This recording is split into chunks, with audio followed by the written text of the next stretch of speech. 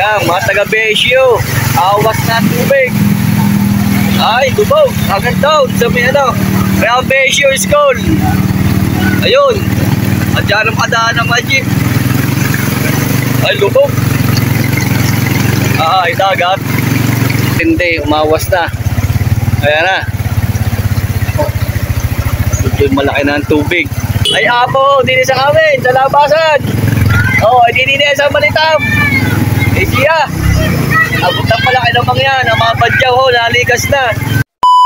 Good morning mga kamangyan. Ngayon ho ay araw ng Huwebes mga kamangyan. Nandito ho kami sa part ng San Pascual at galing din kami maaming Bawan, Batangas. Ito ho yung sama ng panahon ho mga kamangyan dito sa Batangas. Gawa po ng Bagyong Dante at Emong mga kamangyan. Kung kayo ho ay ruruta din ho papuntang Bawan at papuntang Balagtas area, ito ho ang mga inyong dapat malaman mga kamangyan dahil ho, napakalaki na ho ng tubig sa ibang lugar dito sa may Luzon ng Batangas dahil po pamula ho kagabi ay wala hong tigil ang pag-ulan. Tinyong ho mga kamangyan talaga ang time ho are ay kami ho ay basang-basa mga kamangyan dahil binibisita ho namin ang aming mga idiniliber na buko shake kahapon. Kaya mga kamangyan, naku po, kay papasyal din talaga naman makikita nyo ho ang part na are ay walang tigil ho at sa mga baybayin ay awas ho ang mga tubig.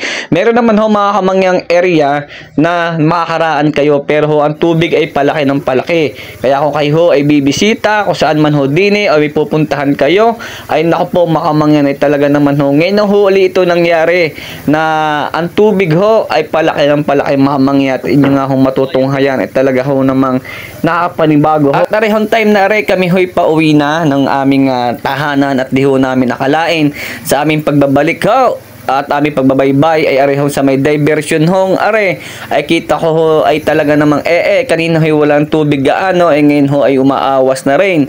Arehong part na ho are areho'y papuntang Batangas sa may diversion at papuntang Pier Batangas. Dini ho lagi ho sa babang are ay lagi hong binabaha pag ho malakas ang ulan ay talaga naman ho ay walang humpay at kaya ho kung kayo may pupuntahan ho din sa lungsod ng Batangas wag muna ho kayong pumunta lalo ho sa mga estudyante manangungupahan lalo na pag nakita nyo mamaya ang BSU ay tinyoga ho ay swerte na ho ang makakatawid kasi maamang yan pag garni nga ho nakitatawid at inyong sasakyan ay 4 wheels na mababa o kaya motor na mababa o tricycle o ano pa man ay delikado ho baka masira ang makina. Tinyo maamang yan kung dini ho ay sa may baybayin dini ay sa bandang gilid ay talaga ho napakataas at mababait naman ho aming mga kasalubong at nagbibigay ng daan at bigay at tinyoga ho maamang yan iba ho sinasarhan na. At ariho ang part ng BSU. Sa may stoplight. BSU Batangas. Papuntang lumang palengke. Yan, mga taga-BSU. Awas na tubig. Ay, lubog. Agad down sa may Kaya BSU School. Ayun. At dyan ang padaan ng mga jeep. Ay, lubog. Ay, dagat. Ilubog ang baha, BSU Batangas. Haba.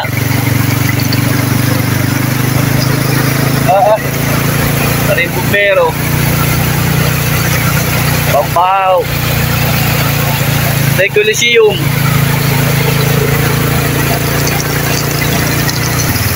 Yan, pambaho ang school ng BSU. Yang kita nyo gaho, arahong binabaybay namin hong are ay mismong galing BSU Batangas o sa main ng BSU mismo, areho paikot papuntang Coliseum. Areho dati ay hindi naabot ng tubig. Ito nyo ho makamayin ngayon ay talagang abot na abot hanggang sa pagliko ho namin sa pauwi. O ito nyo makamayin. Ay ibang hundaan ay sarado ho papuntang Luma kasi nga ho makamang yan nalaki na ho ang tubig. Ito nyo gaho yan papuntang Coliseum. Ayan na ho. Kayo hina-update namin at kung kayo may mapupuntahan din sa Batangas, ito nyo gaho yung paikot na yan. Yung kabila ho niyan ay sinaraduhan na ho ng mga TDRO andaan kasi nga ho makamangin nalaki na ang tubig. At kung kayo ho ay gustong ipagpatuloy ang inyong pagpunta din ho sa Batangas ay siya ay ingat ho kayo. Tinyo gaho yung iba talaga hong lumulusong lamang dahil nga po sa sama ng panahon o baka abutin ng lakas sa daan kaya iba ho ay talagang sumusubok na itawid ang mga sasakyan. Ayan ho yung part na ho yung BSU sa yan ho sinarhaduhan ho dahil yung banda ron ho ay malaki na ho ang tubig. Yan yan na lang part na yun ho ang hindi inaabot ng tubig dahil yung iba ay inaabot na ng tubig. Kaya ingat ho kayo Makalae, Batangas. Mawas na. Ayan na. Medyo malaki na ang tubig. Mahirap pag umabot sa amin. Okay, sa tulay, papuntang Bagong Palengke. Ay, ito ho, ang tricycle. Ayan ho, yung tulay. Bago. At ari nga ho makamayan kagulat-gulat, ari ho pagpasok namin sa amin, papunta ko sa mga tinitirataan kapatid, ay ari ho ang itsura ng amin hong dinadaanan. Talaga naman hong di akalain. Nung gabi ho ay garni biglang hupa no umaga, pero sa konting oras ho na pag-ulan uli ay ito ho ang inabot. At yun ho ating mga kaibigang Badyaw ay lumilikas na rin ho. Kaya ho sa ating mga kaibigan, hindi lang ho sa Maynila ho ang binabaha at saka ho din sa konting area ng Batangas. Kaya ho, pray to Batangas na atin hong ipanalangin na mawala na ho ang ulan, tumigil na ho ang bagyo dahil makamangin nga sa hirap ng buhay. Kita nyo gaho makamangyan. Ngayon lang ho uli nangyari ho ari sa aming barangay. Lalo na ho kami nangungupa na napakahirap po pag ganun binabaha dahil ho makamangyan ang magtaso ng gamit at lumikas ay hindi biro. Ay kita nyo gaho hanggang sa dulo ho papunta sa aking kapatid ay yan humbahang iyan. Ay awa ng Diyos naman ho sa aking kapatid ay hindi pa ho inaabot ang kanyang pamamahay.